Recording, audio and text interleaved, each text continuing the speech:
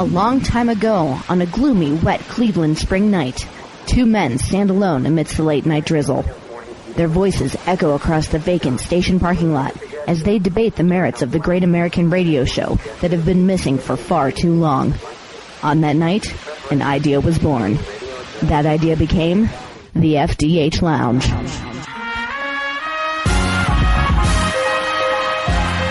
Welcome to the FDH Lounge.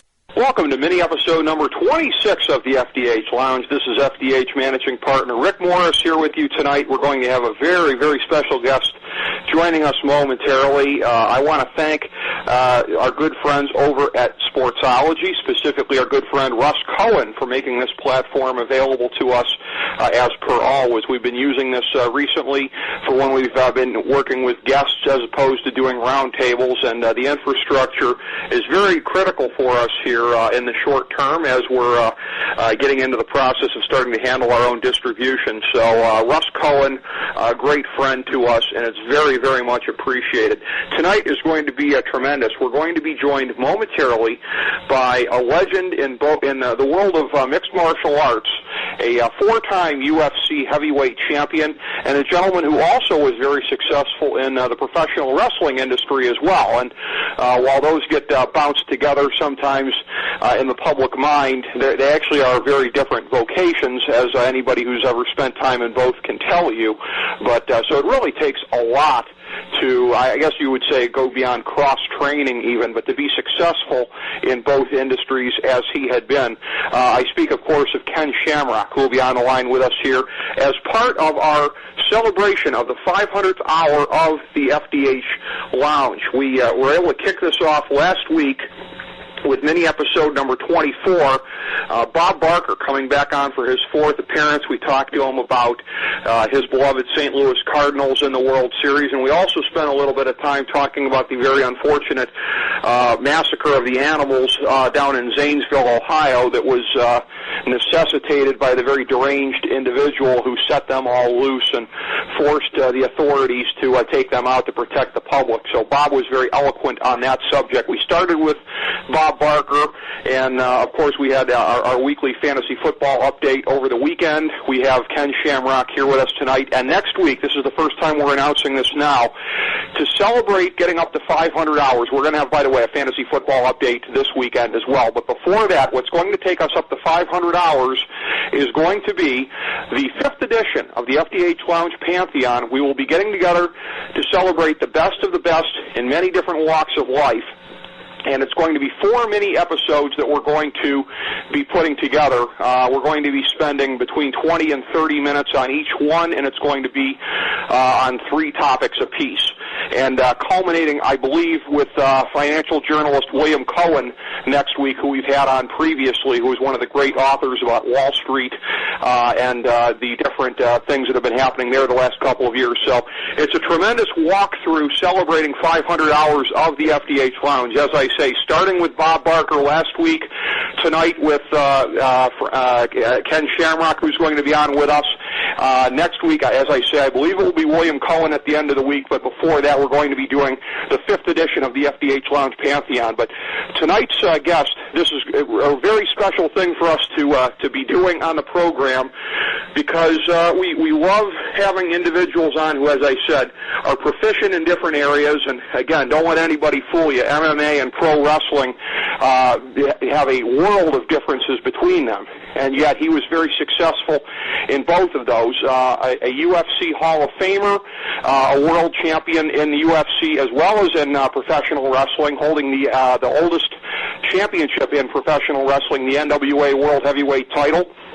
And we also love individuals who have a very positive streak about them and who are dedicated to trying to make things better around them. And he's leveraged what was a difficult childhood and the lessons from it to try to make things better for other people. So we're very appreciative of everything he's trying to do, and to get a chance to speak with him here tonight and spread the word about everything that's going on with him. And we have on the program, we're very happy to have on the legend, Ken Shamrock, with us here. Ken, welcome to the FDH Lounge, sir. How are you tonight? Well, I'm doing well, and thank you for having me on. It's a pleasure, Ken. Big fan. Very happy to have you on the program. I actually, the one time I've ever seen you in person, actually, I was at King of the Ring 98 in Pittsburgh there.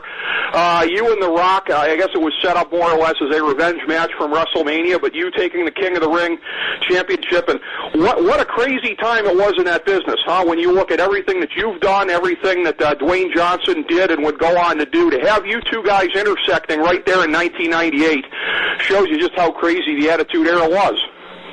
Well, it was definitely an enjoyable time. I know it was probably a scary time for WWF or WWE in this day and age, but, you know, there was a lot of wars going on with the WCW. A lot of the players had left and gone over there, and the guys that stayed at the WWF, Vince was trying to find how he could build back up his program, and the ratings were going, challenging each other on Monday Night Raw and SmackDown, and it was an exciting time because you had, you know, the foes, you had people to compete against, and it was really exciting, and of course we all know how that turned out. Vince won again and ended up pushing the WWF up to be the number one wrestling program in the world. Exactly, and the thing that I find very interesting, you sort of set the template for what we've been seeing in the last couple of years with everything with Brock Lesnar, and he's really taken a lot of heat from some of the purists out there for having gotten involved in pro wrestling. I didn't remember that being the case as much with you. Am I wrong about that? Did you take a lot of crap from some of the MMA purists, or were they more accepting of your forays into pro wrestling? Well, at the time when I actually made the move, MMA was hurting. You know, we lost the TV pay-per-view, so we were basically trying to go underground and do it on any reservations and casinos and different places where there wasn't a regulation. So the exposure that I had on that was quite limited because we didn't have the coverage we needed, and a lot of guys were having to make money elsewhere. Because of the way it is today, there's a lot of coverage, a lot of media, a lot of Facebook, a lot of websites. There's just so much more exposure to the people. So I would imagine that he's going to hear more people say, I didn't like what you did, rather than what I had to, because there wasn't as much communication back then. Now it's wide open. But I believe he's got more people that stood behind him than not. The only reason why he would have people that would be more negative towards him is because when he first came in, some of the ways that he handled certain situations weren't very well. But again, you know, that's what happens when you're a rookie and you're coming into a sport. You're trying to figure things out on your own, and you're moving fast, and, you know, we all make mistakes. Absolutely, and I got to believe you were probably cut a lot of leeway by the MMA purists because, again, really you were one of the founding fathers of UFC, and I think that's one of the key reasons that you made the Hall of Fame. But those early fights that you had on pay-per-view, they went down in history, I think, as being very instrumental to the growth of UFC and what it would go on to become. Well, no doubt. You know, you hear a lot of people talk about it. You know, Tito Ortiz being a great adversary for me. I think that the plans lined up. The media jumped on board, and Tito was a great opponent for me. He presented kind of the bad boy image, and I presented more of the purist MMA, coming back from the beginning over in Japan for a stint. And it was just a great setup, and I think the way that Tito handled it, and the way that I handled it, and obviously the way that the UFC presented it, it just boomed. And I think that if you look at it, I really truly believe that those matches between me and Tito Ortiz surely generated UFC to be where it's at today. And no question, it also built stars like Chuck Liddell, Randy Couture, and many, many others. Absolutely, and the fights that you had there, also with Dan Severn, it was very interesting.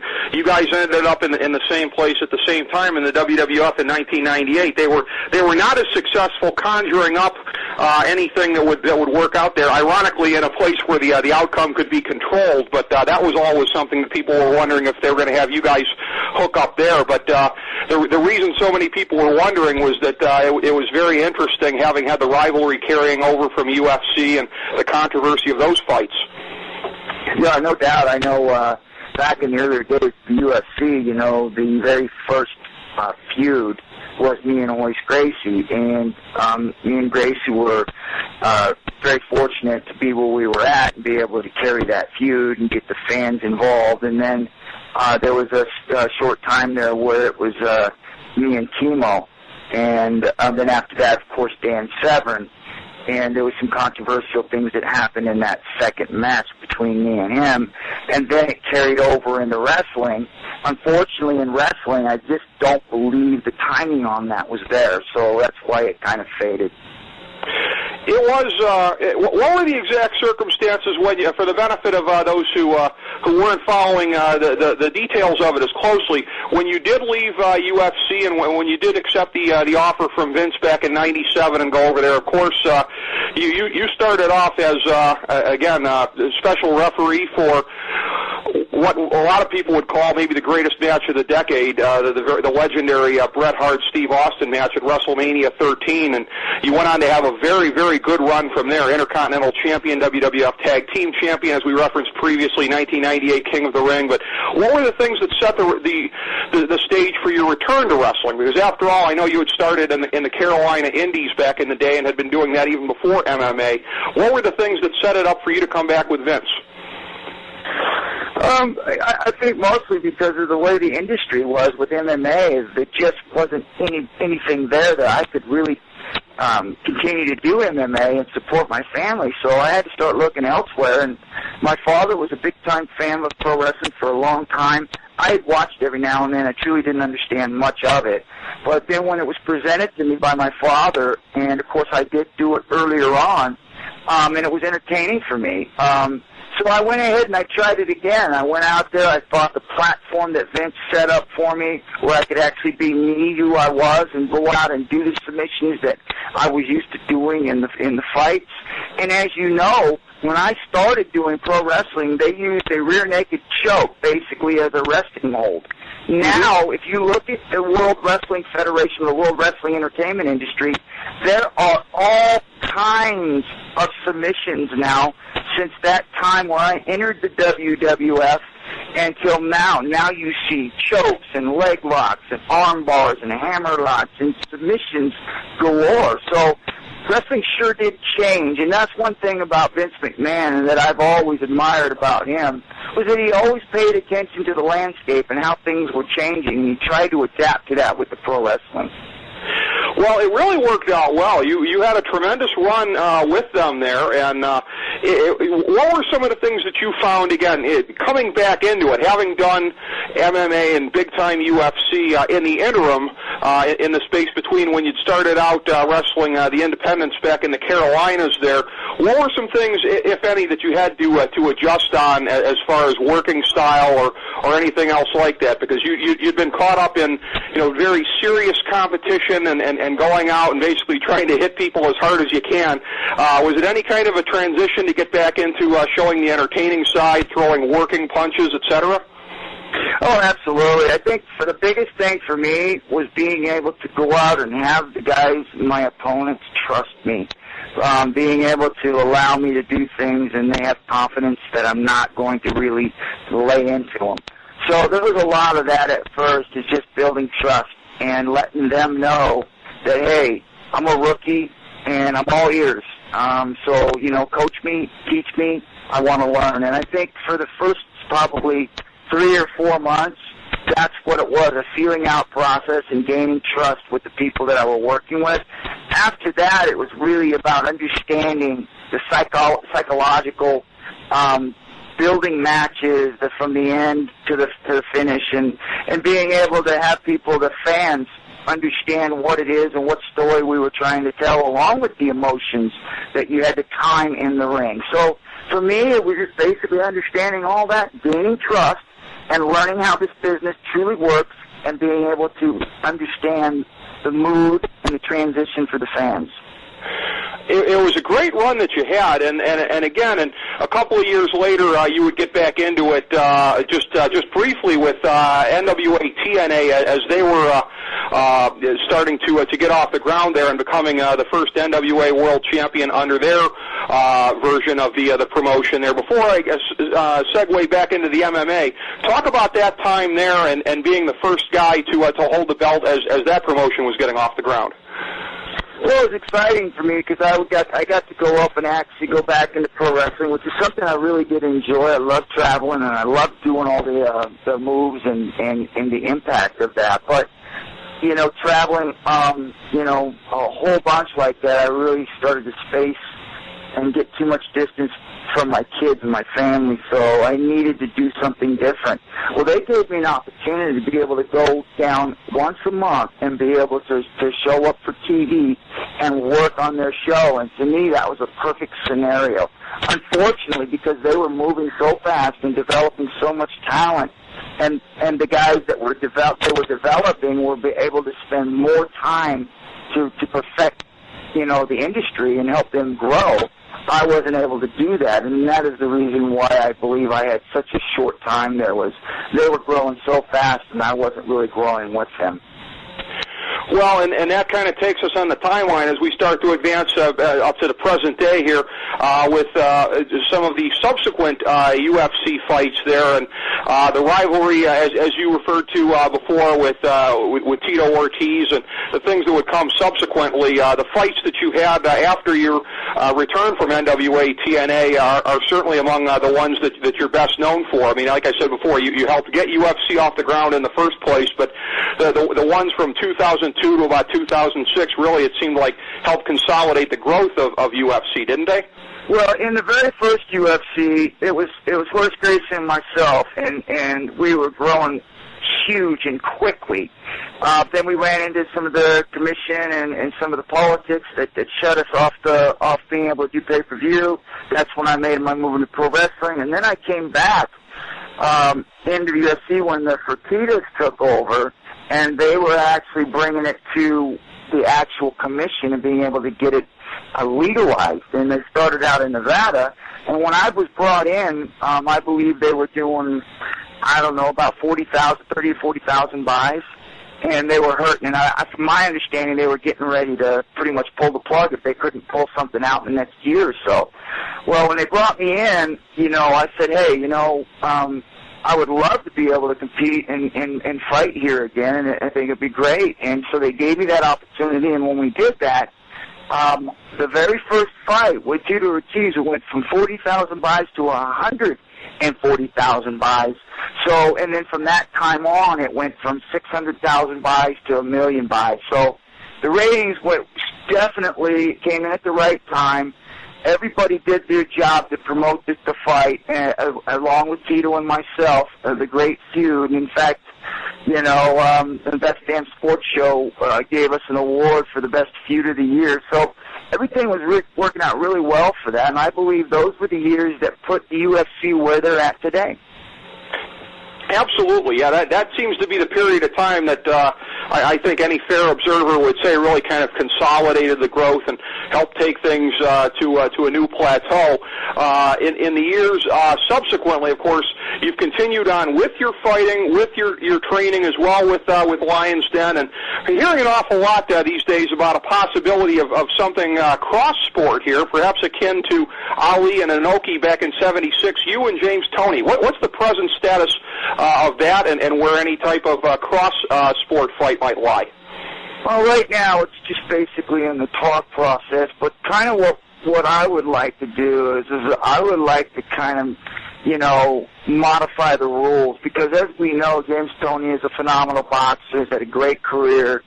I know when he fought in the UFC, they took away his shoes and basically put him in against one of the best grapplers in the UFC. So really, the way the rules were set up and him walking into that kind of a fight had no chance except for maybe a lucky punch. And, of course, Randy took that away right away by shooting, 3 or 4 feet away from him, being able to give him no chance to land anything. Then once he was on the ground, basically it was all over after that. So what we want to try and do is make the fight interesting. You know, we're going to modify the rules a bit. I don't want to get into the rules and all that until we actually get them to where we want them, and then we'll bring them out. But we want to make it exciting, and that way, you know, James Toney coming from a boxing world, coming into this basically no-holds-barred MMA world, that's got some guts to it, you know what I'm saying? And why throw him in there and not really give an opportunity for him to have some sort of success? So that's kind of our idea with the fight, because if you just put him in there in an MMA fight, fans know what's going to happen. You know, he's going to get taken down, the fight is over. So we're going to make it a little more interesting. Well, that's pretty smart because, the expectation is that a boxer under normal circumstances is just kind of going to get guzzled once you have that ability to fight standing up, taken away. So that's smart to do. It's very interesting to me, and noticing on your website, you had a column and a video from a couple of months back here addressing the media and their kind of take on you continuing to fight and continuing to get involved in the ring here. Do you draw any kind of a distinction in your mind between any kind of cheap shots from the media and legitimate concern on behalf of your fans? Because I know a lot of people look at it and say, hey, nobody's immune from the aging process. These things happen. Maybe you lose the ability to protect yourself quite as well as age escalates. Do you separate that in your mind, or is it all just kind of negativity to you whenever anybody questions anything about continuing to fight? Listen, when you're in the entertainment business, you have to be able to suck it up, because there's nothing really off limits. The minute you start taking things personal and you start getting upset about what's being shot at you, you know, you never can win that. So basically, you know, whenever anything comes my way and it's negative, I'm not looking at this person as he's trying to hurt me on purpose. It's a question. It's probably one that most people want to know. And there are some concerns out there about aging athletes. But the one thing that I really like to point out the most is the fact is when you're doing something, pretty much my entire life has been dedicated to MMA, to building MMA, and to also fighting in MMA, that's something that is very, very difficult just to turn off. And the way I looked at it is, I am enjoying myself. I put in the years to be able to help build and be responsible for help building certain organizations, and I had to do that every single day. And there is some stress that go along with that. I'm at a point in time in my life and my career where I can go out and I can compete and I can have fun and entertain the fans with no pressure. And to me, I think, and then a lot of other athletes who have put in their time should have that right to enjoy themselves for a few years. Absolutely. I would hope nobody is begrudging you being an MMA lifer because, it's something, of course, that you're always going to want to be immersed in, having come up in it as you have. And as we indicated at the top here, kind of bringing it full circle about kind of leveraging not just your life in MMA, but some of the life lessons that you've taken from it, from everything you learned from Bob Shamrock. Ultimately, now, moving ahead, I understand we got word from your management that in addition to your motivational speaking, that you've got the Shamrock Home for Boys that's being built in northern Nevada. So talk about that and how it all plays in and helping to impart some of these lessons to the next generations here the same way that they were imparted to you. Yeah, kind of what we're doing is I want to develop what we call as a Shamrock Boys and Girls Home. There'll be two separate homes from each other, and there'll be 100 boys and 100 girls in each of those facilities. And just so as I can explain to the fans and to some of the people that are interested in getting involved out there, is that I was one of those kids. I was a kid that grew up in basically a home where the parents weren't home. They were involved in a lot of different stuff. My two older brothers, they went away. They were in placement jail, prison, different things like that. I got an adopted younger brother, Frank Shamrock, who went through the same home I did, and I was a peer counselor at the time when he came through. And the thing to me is that without Bob Shamrock, the one who adopted me and had the home, if he didn't take an interest and time to turn around and figure out who I was and what was bothering me and how to correct it, I wouldn't be where I'm at today, nor would Frank, nor would a lot of kids that went through that home. He was one of the good ones, one of the ones that cared. And because of that, I'm here today to be able to turn around and do the same thing. I have a great opportunity. I've been blessed with an opportunity in a bigger scale because of the famousness I've been able to accumulate over the years with the fans who know me and follow me, that I can turn around through having that and be able to have these kids come into these homes and look at me as a role model and go, I want to be like that. And I'll be able to show them how to do that. To me, that's very important, and I think if athletes, and a lot of them do, if every athlete that competed in whatever sport they competed in, or actor or actress or singer, rapper, whatever it is, would turn around and go back to their own communities and they help out the kids in their community, can you imagine what the world would be like today if we took on that responsibility? Well, I'm starting it off. I'm going to do that, and I'm going to be getting these kids in there, and I'm going to be helping them out. And anybody, whether actor, actress, singer, whatever, wants to get involved and help me with this project, you can go to www.lifeshots, and shots is spelled SHOTZ.com/Ken Shamrock. And if anybody wants to get involved and help us out, we're looking for anybody that wants to do that. But we're going to do it. We're going with it. And we've already had meetings and town meetings and school district meetings, and everybody's on board in doing this. And this is something where I truly believe in, and that my heart is there very strongly, is to turn around and help these kids have a future, have a new start in life. And that is my purpose today. Well, Ken, to answer your rhetorical question, yeah, I think we would all agree the world would be a much better place if others were giving back on this type of scale. I certainly hope that your efforts will be an example to other athletes and entertainers to do the same. We always give our guests a chance to plug here at the end. I know that, again, KenShamrock.com, I know that's a tremendous hub for everything that you've got going on. You've got links there to the Lions Den team, Lions Den Ministries, information about the home. But anything additionally that we didn't cover, Ken, please take it away.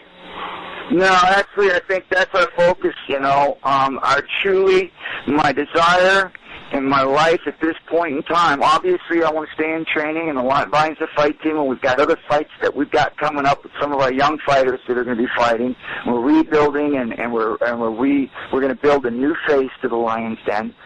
We got some young kids coming up. I got some of my boys that are coming up, my nephew, my son-in-law. So the family is going to carry that Lions Den thing on along with a lot of other young fighters. So we're very interested and very excited about that. But the most important thing now is to try and get this home up and going, and to give these kids a new shot at life. It's my turn now. My dad did it for me.